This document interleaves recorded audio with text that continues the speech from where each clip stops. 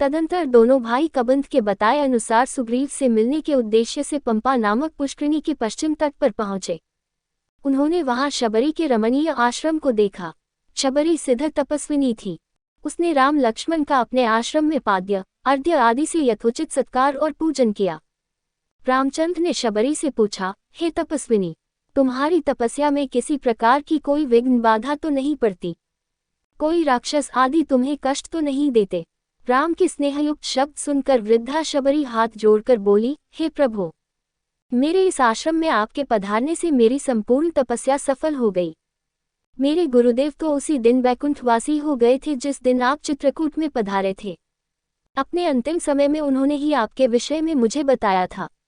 उन्होंने कहा था कि मेरे आश्रम में आपके अतिथि रूप में आने के पश्चात आपके दर्शन करके मैं श्रेष्ठ एवं अक्षय लोकों में जा पाऊंगी। हे पुरुष सिंह, मैंने आपके लिए पंपा तट पर उत्पन्न होने वाले नाना प्रकार के मीठे और स्वादिष्ट फलों का संचय किया है। कृपया इन्हें ग्रहण करके मुझे कृतार्थ करें। राम के द्वारा शबरी से उनके गुरुजनों के विषय में पूछने पर शबरी ने बताया, हे राम, ये सामने जो सघन वन दिखाई देता है वह मतंग वन है। मेरे गुरुजनों ने एक बार यहाँ विशाल यज्ञ किया था। यद्यपि इस यज्ञ को हुए अनेक वर्ष हो गए हैं, तथापि अभी तक उस यज्ञ के सुगंधित धुएं से संपूर्ण वातावरण सुगंधित हो रहा है। यज्ञ के पात्र अभी भी यथास्थान रखे हुए हैं। हे प्रभु, मैंने अपने जीवन की सभी धार्मिक मनोकामनाएं पूरी कर ली हैं।